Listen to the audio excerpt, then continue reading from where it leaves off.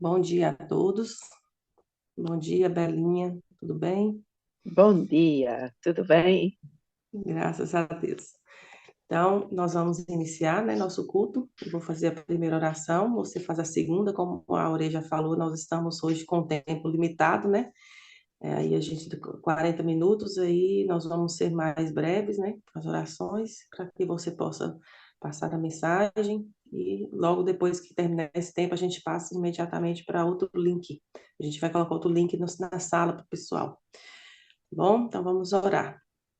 Senhor, nosso Deus, nosso Pai querido, nós te agradecemos, meu Pai, porque até aqui o Senhor tem nos abençoado. Louvado e exaltado seja o nome do Senhor, porque ainda temos a oportunidade, meu Deus, dessa tecnologia para que possamos ouvir a mensagem do Senhor, a voz do Senhor, meu Deus, vai falar através dos teus servos.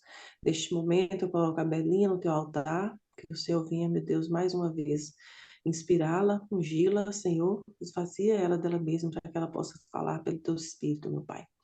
Que cada pessoa aqui que está aqui na sala possa compreender essa mensagem e que possamos, meu Deus, colocar em prática em nossas vidas e passar também para as pessoas que não conhecem a mensagem ainda.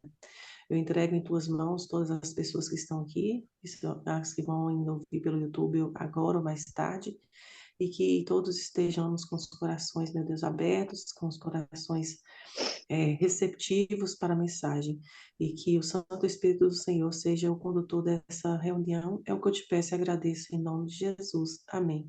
Amém. Amém. Querido Deus e eterno Pai, continuando na Sua presença, Senhor, mais uma vez manifestamos a nossa gratidão, porque o Senhor é um Deus maravilhoso. O Senhor cuida de todos os nossos problemas, de todas as situações, mesmo aquelas que nos parecem insolúveis, o Senhor já tem a solução.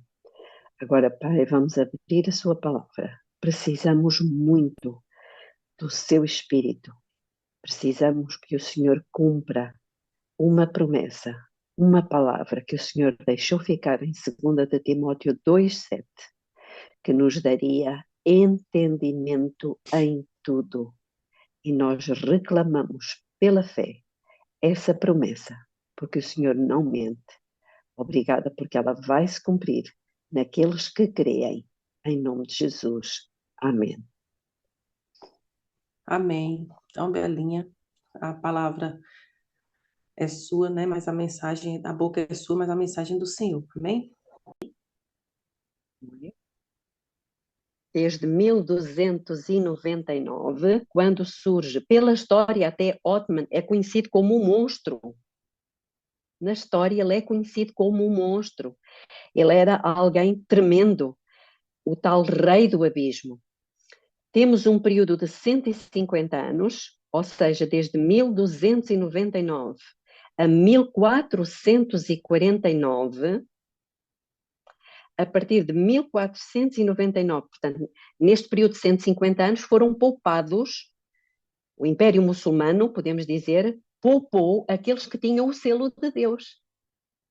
Não é só atormentou aqueles que tinham, eram os adoradores do sol, ok? A partir de 1449, entramos num outro período, que são os tais 391 anos e 15 dias. Este é o segundo AI, e os muçulmanos têm autorização, são soltos os quatro ventos, têm autorização para matar a terça parte dos homens. Foi tremendo, esta destruição foi terrível, eles fizeram terríveis atrocidades, e o grande conflito diz-nos claramente que Josias Lites, 2 anos antes, fazendo estas contas que nós acabamos de fazer agora, desde 1449, somando 391 anos e 15 dias, esperar-se-ia o quê? A queda do Império Otomano, com sede em Constantinopla. Agora eu faço uma pergunta. A palavra Constantinopla, que era a capital do Império, por que que ela tem esse nome? Porque foi precisamente por Constantino, imperador romano. Ou seja, foi Constantino Romano, porque o Império Romano não só era o Ocidente, mas era toda a parte oriental, colocou aquele nome naquela cidade, que era uma cidade, é um ponto estratégico até hoje. É um ponto estratégico. É por ali que passa, ou passava ou ainda passa, todo o comércio da Europa para a Ásia. E, portanto, aquele ponto é a capital, que era Constantinopla, tem esse nome precisamente em honra de Constantino. Mas os muçulmanos capturaram isso do Império Romano. Percebem, irmãos? Então, Josias Lites, em 1838, fazendo as contas, ele percebeu que em 11 de agosto, irmãos, isto era de uma precisão impressionante. 11 de agosto de 1840, o Império Otomano iria cair. E será que caiu? Caiu. Caiu. Impressionante a precisão. Então, reparem, irmãos, nós já estamos com o segundo AI, nós chegamos a 1840. E Constantinopla passa para as mãos de quem? É assim, não quer dizer que ela deixasse de existir ou que fosse destruída, atenção, mas precisou de apoio, de ajuda de 4 grandes potências da Europa. Isto foi o segundo AI, muito resumidamente, porque há muita coisa a dizer sobre isto. Agora, se o primeiro AI tem a ver com os muçulmanos, o segundo AI tem a ver com os muçulmanos, os gafanhotos, que mordem, picam como escorpiões, trazem tormento, aflição, agonia, miséria, angústia. O que é que esperaremos que seja o terceiro AI? Angústia, sofrimento também, né?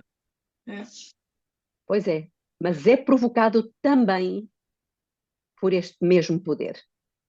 Ou seja, a profecia, ela tem, podemos dizer aqui, uma parte que se refere ao Império Romano do Ocidente e uma outra parte que é paralela, não tenho agora tempo nem espaço para vos mostrar os paralelos, uma outra parte que tem a ver com o Império Romano do Oriente. Percebem?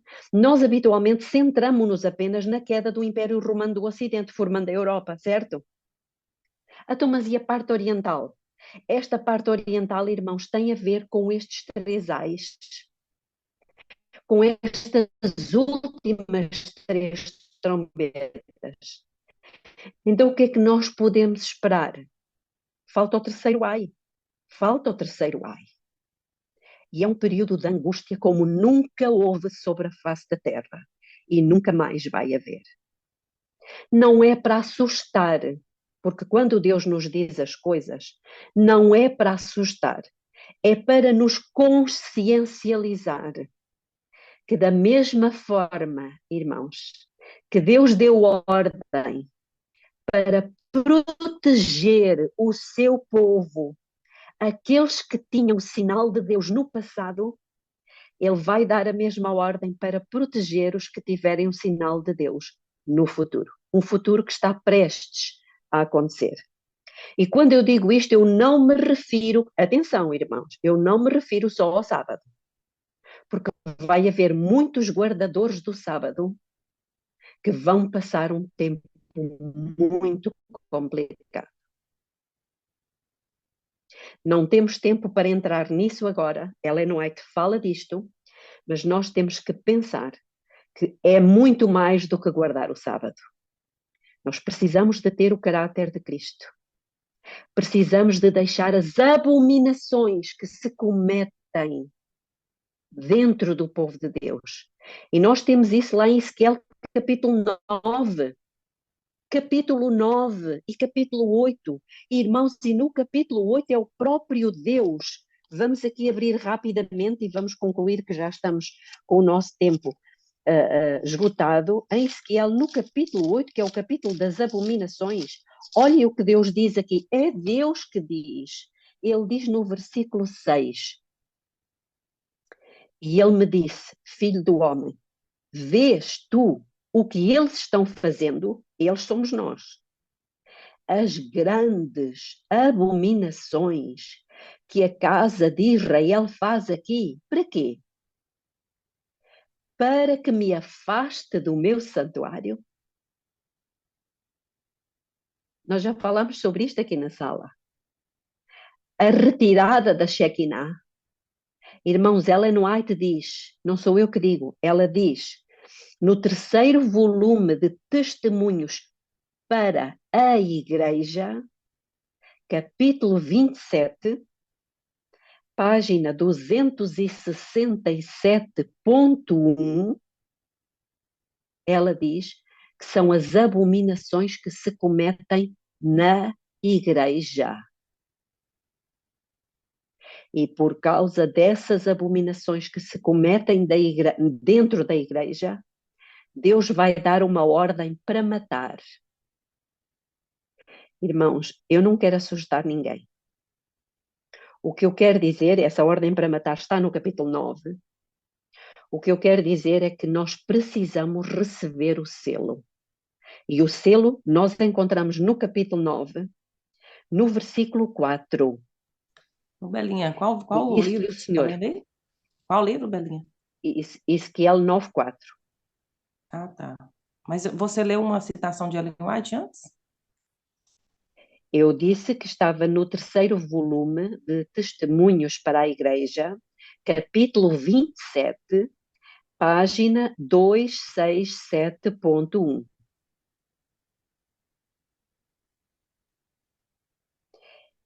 E diz então Ezequiel 9:4.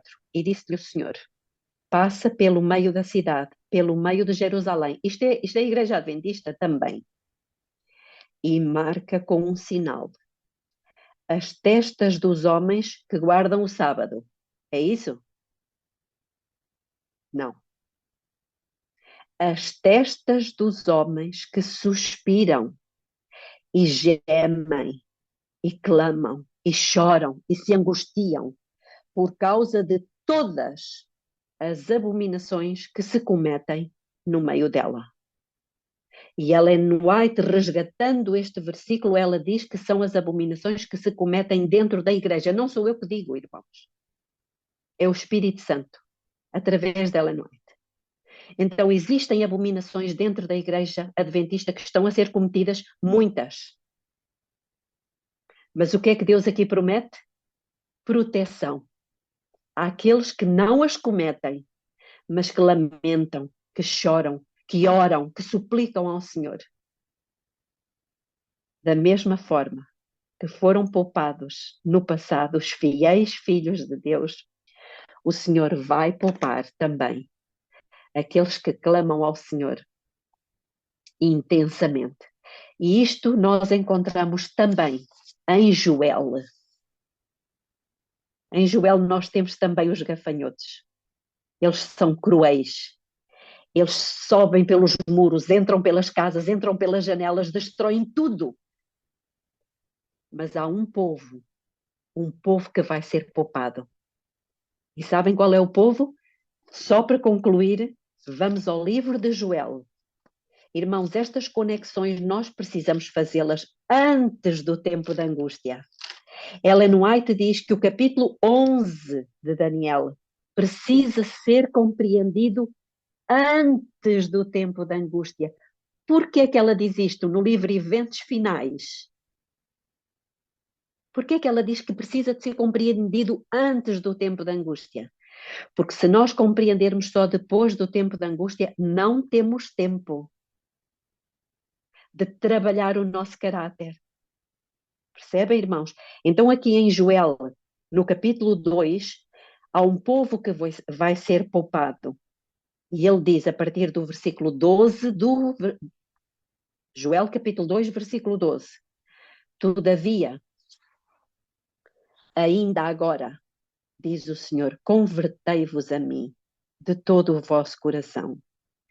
E como é que nos convertemos? Com jejuns e com choro e com pranto. Olha aqui a mesma imagem. Os que gemem e clamam.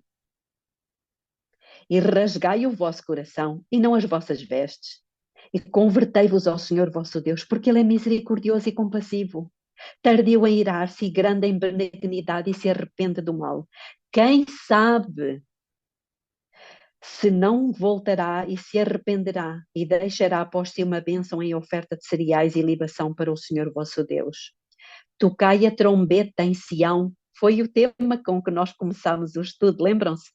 Ou seja, deem o alarme na igreja, deem o aviso, santifiquem um jejum, convocai uma assembleia solene, congregai o povo, santificai a congregação, santificai. É necessário santificação, irmãos. Nós temos vivido muito como o mundo, fazendo as abominações do mundo, namorando como o mundo, tendo no leito as mesmas abominações que o mundo tem e pratica. Irmãos, isto é horrível. Cantando as músicas do mundo, vestindo como o mundo, comendo como o mundo, divertindo-nos como o mundo. Mas nós não somos do mundo. E aqui diz: santificai a congregação, ajuntai os anciãos, congregai os meninos e as crianças de peito, e inclusivamente aqueles que estão de lua de mel, para tudo, para a lua de mel, porque há alguma coisa mais importante. Sai o noivo da sua recâmara e a noiva do seu tálamo, deixem a lua de mel. Chorem os sacerdotes, chorem, ministros do Senhor, entre o alpendre e o altar, e digam: poupa, há aqui uma oração, poupa o teu povo, ó Senhor, e não entregues a tua herança ao opróbrio, à vergonha, para que as nações façam escárnio dele, porque diriam entre os povos: onde está o seu Deus? O Deus deles não existe. Irmãos, nós precisamos disto, antes que venha o grande e terrível dia do Senhor. Oremos. Querido Deus, eterno Pai que está nos céus, ó Senhor, desperta o seu povo, desperte-me a mim, desperte cada um de nós. O Senhor nos ajude a deixar o nosso orgulho de que somos o povo de Deus, os guardadores do sábado. Ó Senhor, que o seu Espírito venha sobre nós e nos dê consciência do nosso verdadeiro estado e nos ajude a perceber que ainda há tempo, porque o Senhor é misericordioso e está falando conosco. O Senhor está passando por aqui, está visitando o seu povo, mas há muitos que não percebem o tempo da sua visitação. Por isso, muitos vão ser cercados de trincheiras e serão apertados de todos os lados. Mas o Senhor é misericordioso e nos está a trazer esta luz. Que o Senhor nos ajude a compreender o tempo em que estamos a viver e que nós nos possamos empenhar no estudo da sua palavra e não apenas nos contentarmos com um conhecimento superficial. Dê-nos o seu Espírito, Pai, e dê-nos também a mesma mente que havia em Cristo Jesus, que se esvaziou de si mesmo e foi completamente preenchido pelo Espírito Santo. Seja esta a nossa realidade. Em nome de Jesus lhe suplico. Amém. Amém. Amém. Amém. Finalizando esse bloco, né? Nós vamos. Oh, vem Jesus, e em nós fazer brilhar a tua luz. Eis nossa oração, ter e sentir, Senhor, mais gratidão e mais amor. Os passos teus seguir, queremos sim, pra te servir e amar até o fim. Eis nosso desejar, o ideal maior, contigo contigo andar, ó Salvador, em nosso interior, vem tu brilhar, faz-nos com mais ardor da cruz falar. Reveste o coração de teu excelso amor, de retidão e de fervor. Amém. Amém, louvado seja Deus. Obrigada, Rutinha. Nós estávamos com saudade da sua voz aqui nessa sala. Seja sempre bem-vinda aqui, amiga. Esteja conosco. Então, nós vamos iniciar o bloco das considerações, né? Agradecendo a Belinha pela mensagem. E aqui é o momento agora, a gente tem poucos minutos, porque, como sabemos, a sala está com essa dificuldade. Quem quiser fazer alguma consideração, falar algo sobre a mensagem, algo que ficou, né, alguma dúvida ou alguma consideração, algum texto que queira acrescentar, este é o momento. Podemos levantar as mãos, né? Quem gostaria de fazer alguma consideração? É, eu gostaria de perguntar só, a Belinha falou no final do evento finais, ela não deu a página aqui, aí eu queria também saber sobre isso também, e são assuntos, né, que a gente tem que ficar prestando bastante atenção, a gente também depois buscar estudar por nós mesmos, né, para a gente poder estar preparado, porque são assuntos muito relevantes e para a gente se preparar, ficar realmente nos constringindo e consagrando, porque eu falo de mim mesmo.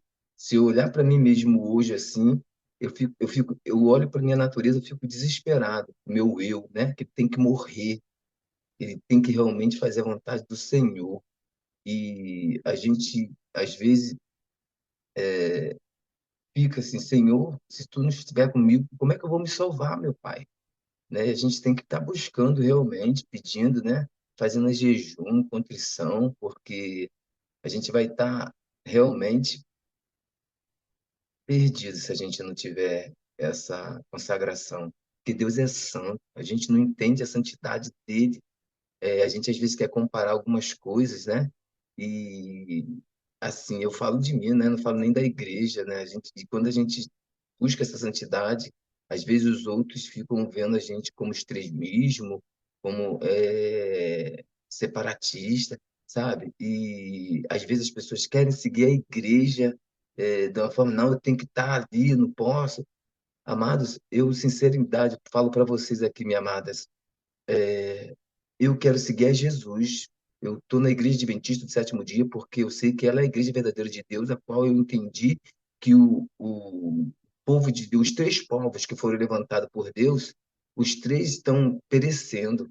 Primeiro foi os judeus, depois foi os gentios. Por exemplo, Deus deu aos judeus 490 anos, que nós sabemos da profecia. Depois, ele não mataram o Filho de Deus ali, caíram. A porta gregar se fechou para eles como nação, né, no ano 34. Depois vai para 1260 anos, também que aquele povo, que o Papa podia ser um representante de Deus, tinha a Bíblia ali, para levar ao mundo uma verdade e o povo conhecer quem era o eterno Deus. Fizeram o pior, jogaram a lei de Deus por terra. Né? Ainda trocaram o sábado dele pelo domingo, tiraram a imagem de escultura do segundo mandamento, dividiram o 10º em dois, e aí Deus, no final da profecia que acaba de 1798, levanta um povo também, que são os adventistas do sétimo dia, para levar a verdade dele para o mundo, fazer o último alto clamor. E nós também estamos perecendo da mesma forma que os dois pereceram lá atrás. Então, é a tristeza muito grande, né?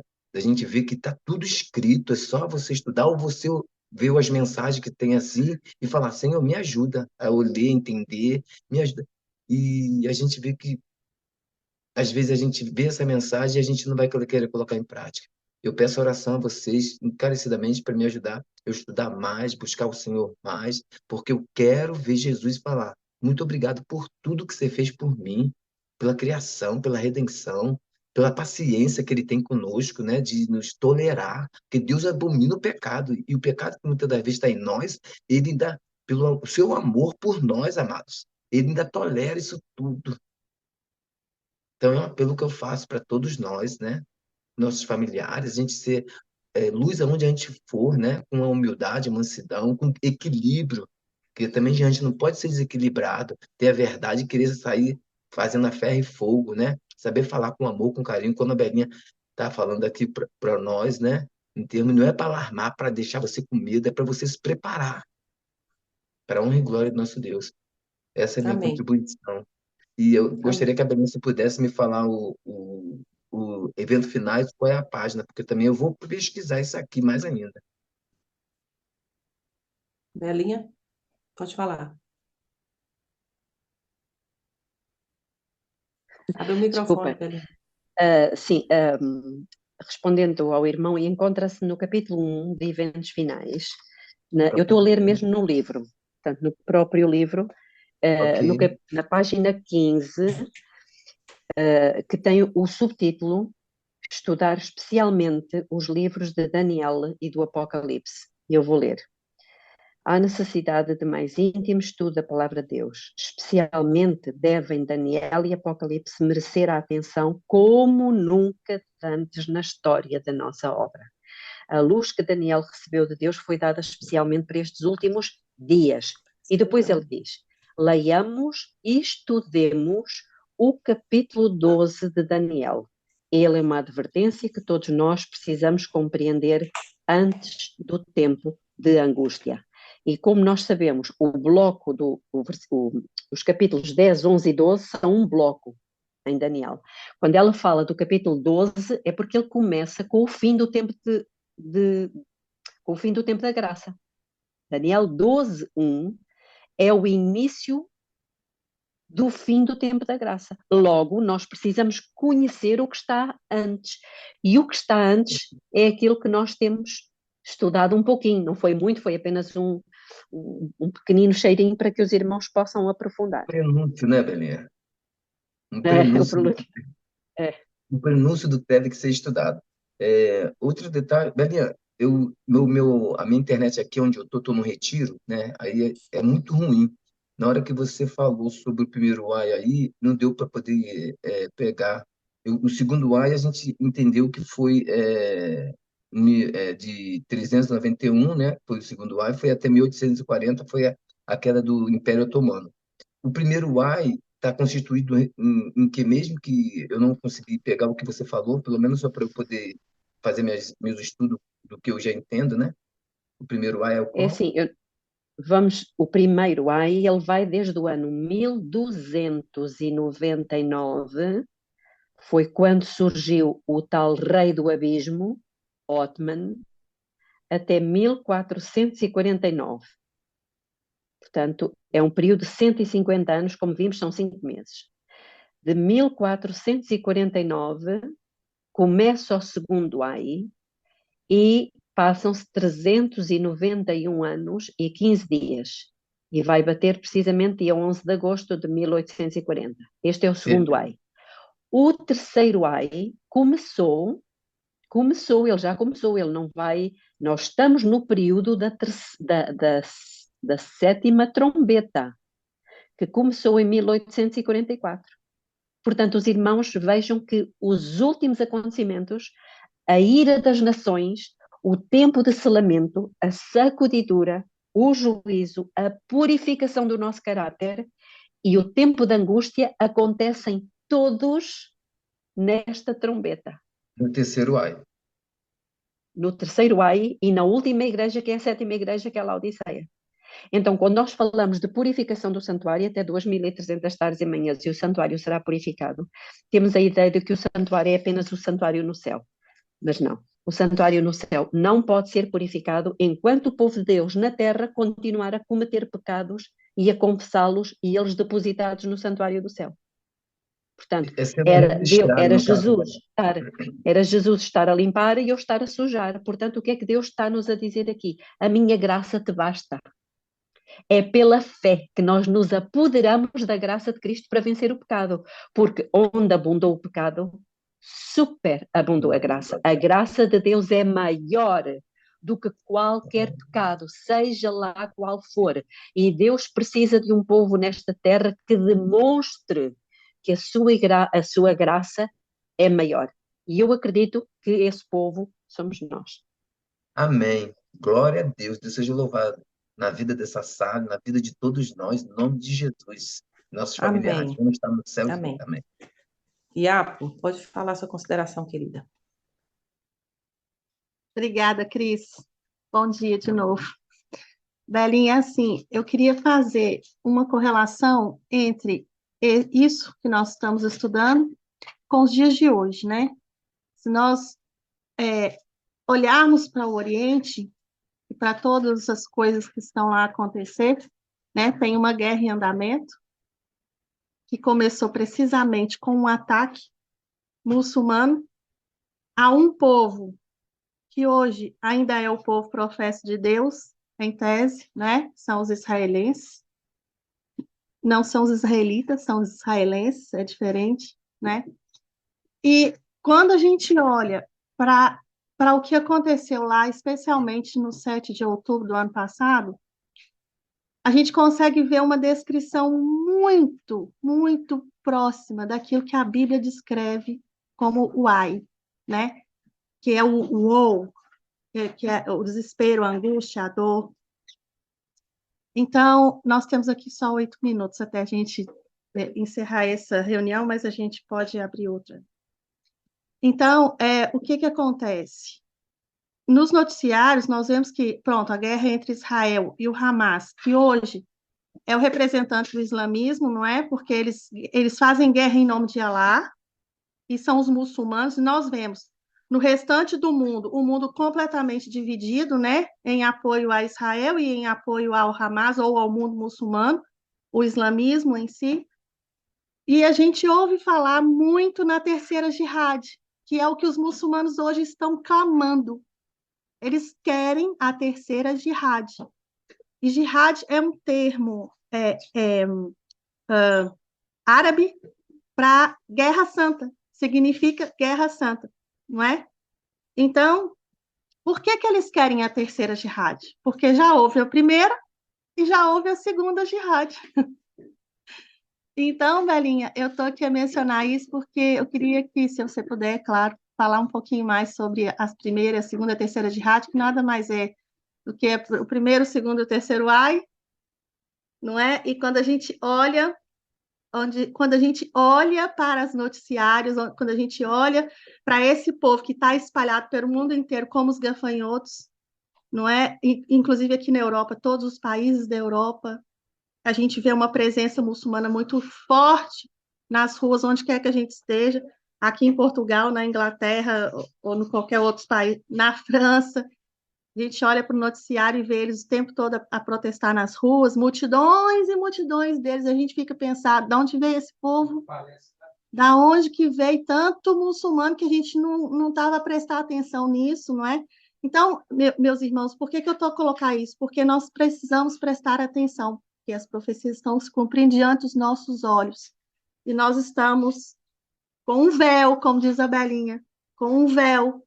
Nós não estamos a ver a sétima trombeta tocar e as coisas a acontecer diante dos nossos olhos, não é? E por que nós precisamos disso? Para o que a Belinha falou.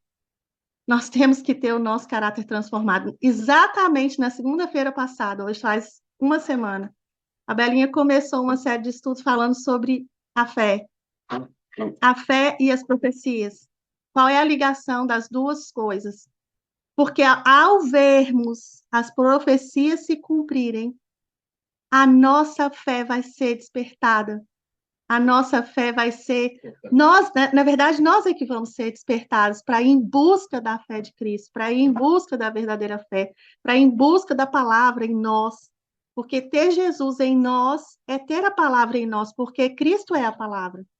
E o Verbo se fez carne e habitou entre nós. Então, Amém. ter Cristo em nós é ter a palavra em nós. Nós precisamos disso. Não sei se é cenas do próximo capítulo, né, Belinha? Mas eu queria que você pudesse falar assim um pouquinho, porque nós precisamos olhar nós precisamos olhar para as notícias, nós precisamos olhar para aquilo que está acontecendo, porque as profecias estão se cumprindo diante dos nossos olhos. O que o meu marido está aqui a falar, aqui no Brasil é difícil de ver, porque as notícias não chegam da forma como elas realmente acontecem e como elas realmente são, principalmente para quem vai buscar a notícia no mainstream, né? na televisão, nos jornais, no noticiário, que pronto, não fala exatamente a verdade. Mas é isso. Eu sei que já passamos da hora, posso fazer aqui só um minutinho, Por favor, Belinha. Cristina. Pronto, então é assim, é claro que não temos agora tempo nem espaço para falar da terceira jihad, quem sabe numa próxima oportunidade, também para dar tempo aos irmãos de digerirem e irem à procura dos textos que eu referi, em pesquisar, porque de maneira nenhuma isto pode ficar apenas só pelo que vocês ouviram. Ainda nós hoje estamos aqui a cavar e a procurar buscar mais fundo. Mas relativamente ao toque da trombeta, lembrem-se que a trombeta, como dizem em 1 Coríntios 14:8, se a trombeta não der sonido certo, quem se preparará para a batalha? Então, irmãos, nós temos uma batalha à nossa frente e essa batalha começa dentro de nós. É contra o pecado, não é contra as pessoas. É contra o pecado. Mas a mensagem, a trombeta tem que dar o sonido certo. A mensagem tem que ser a mensagem certa no tempo certo. E qual é essa mensagem? Nós encontramos ela aqui em Isaías capítulo 58, versículo 1. Aliás, é o capítulo todo, mas eu vou ler apenas o versículo 1 que diz: clama em alta voz. Deus está a falar para mim. Deus está a falar para todos vocês. Clama em alta voz, não te detenhas, levanta a tua voz como o quê? Como a trombeta. Então a nossa voz tem que se fazer ouvir como uma trombeta. Para quê? Aqui diz, e anuncia ao meu povo a sua transgressão e à casa de Jacó os seus pecados, ou seja, as abominações que têm feito com que eu me afaste do meu santuário. E nós somos o santuário.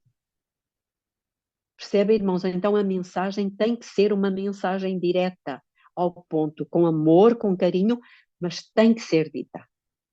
E hoje generalizou-se o politicamente correto, não é? Não se pode falar isto, não se pode dizer aquilo, porque nós somos de cristal e podemos partir se recebermos a mensagem certa. De maneira que, irmãos, vamos mudar esta mentalidade e vamos pedir a Deus que nos dê o Espírito Santo, porque só Ele é que realmente nos vai impelir a falar. Mas, em primeiro lugar, que Ele possa encher-nos, não é? E nós possamos esvaziar-nos do nosso eu e ser cheios de Cristo. Para isso, temos que estar mortos, como dizia Paulo. Já não vivo eu já estou morto, eu já morri, quem vive é Cristo em mim. Seja essa a nossa experiência. Amém. Iapo, quer falar mais alguma coisa? O meu marido quer falar. Tá. É que vai cair agora, né? Então vamos deixar Temos para... um minuto. Beleza. Isso. Acho que um minuto a Deu. gente consegue. Um minuto dá para ele falar, Iapo? Acho que sim. É só um esclarecimento. Às vezes a gente não tem noção do que é o sonido certo da trombeta, não é? No exército, quando a trombeta, ainda mais naquele tempo onde era o meio de comunicação, né, entre as tropas, se um sonido não fosse perfeitamente entendido de um jeito, ele poderia levar à derrota. Então, o que poderia ser, por exemplo, no campo de batalha, vamos avançar, tem o sonido certinho, e se fosse entendido de outra forma, por exemplo, vão para a esquerda ou vão para a direita, a batalha é perdida. Por isso que o sonido tem que ser perfeito.